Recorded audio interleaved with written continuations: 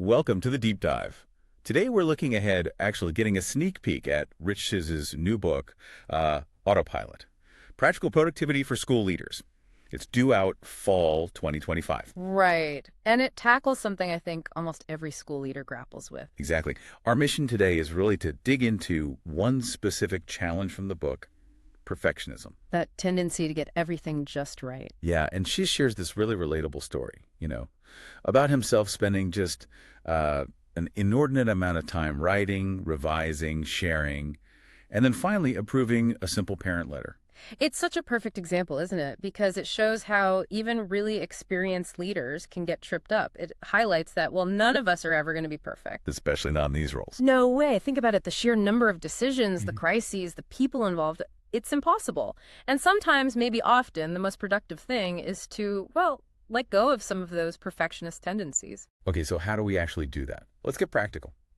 Chiz's first strategy sounds simple, but I think it's fundamental. Sometimes good enough is good enough. He uses this great analogy about pilots. They're aiming for a landing that's, safe and effective. Not necessarily the smoothest, most textbook landing every single time. Precisely. And applying that to school administration means projects don't need to be absolutely flawless. They need to hit their main goals. Function over flawless form, maybe. Right, like that parent email example. Does it need to be a literary work of art, or does it just need to communicate clearly and effectively? Exactly. There are diminishing returns. Spending, say, an extra hour polishing something that's already 95% there. Is that really the best use of that hour for a leader? Probably not. Okay, but letting go is hard. So strategy 2 offers a very concrete tool. Try setting a timer. Yes. This one's super practical. Let's say you think an email should take, 10 minutes. Okay. Set your timer for 8. Just 8 minutes to get the draft down. So you force yourself to just get it out. Right. Then, maybe you ask a colleague to give it a quick glance. Check the tone, catch any big typos. But the timer is the key. It stops the endless tinkering. It helps you accept that 8-minute version as good enough. I like that. It builds a boundary. Okay, what's next? Strategy 3, accept course correction. Yes. Because let's be honest, how often do big projects go exactly according to the initial plan? Rarely. Never. Pretty much. And Czyz makes this critical point. Failing is not the same as failure.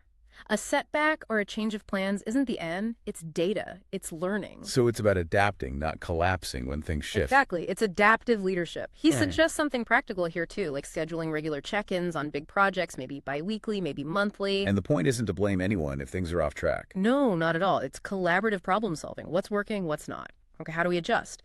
It builds resilience into the process. That connects nicely to the fourth strategy, which is about planning itself.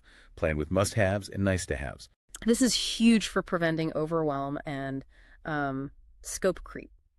You define what absolutely has to happen for the project to be considered a success. Those are the must-haves. And the nice-to-haves are? The extras, the things you'd like, the bonuses, but the project can still succeed without them. Czyz suggests literally folding a piece of paper, listing them out. Simple but effective visual. Totally. And then you measure success against the must-haves. If you hit most or all of those, great job. The nice-to-haves, that's just, gravy. Don't kill yourself striving for things that weren't essential to begin with. Okay, final strategy, and maybe the most relatable daily one. Don't sweat the small stuff. Oh, yeah. We all do this. Czyz talks about how an interrupted teacher observation could just derail his entire day before. I can see that happening easily. You feel like you failed the task. Right. But now he uses the mantra, "This too shall pass," and asks himself those clarifying questions. Will this tiny imperfection matter in 5 minutes? An hour? Tomorrow? And usually the answer is probably no. Usually, yeah. Yeah. So, let it go. A practical tip here is the parking lot idea. Got a minor issue bugging you during a big task? Jot it down on a whiteboard or notepad, park it there. Get it out of your head for now. Exactly. Address it later when you have dedicated time and headspace rather than letting it hijack your focus on what's important right now. Protect that mental energy. Wow. Okay, so pulling this together from Rich Chiz's upcoming Autopilot book, these are some really practical, usable strategies, not just theory. Absolutely. They feel grounded in the reality of school leadership. When the book comes out in fall 2025, I think leaders will find a lot of value here. It seems like it's about moving beyond that paralysis of perfectionism. Yes, and embracing effectiveness and continuous improvement instead. It frees up so much energy for the things that genuinely make a difference for students and staff. So as we wrap up this deep dive, here's something for you, the listener, to think about. What's just one small perfectionist habit, maybe just one tendency, that you could consciously try to let go of this week? Think about the time and energy you might gain back. What could you do with that? A great question to ponder. That's our challenge for you until next time.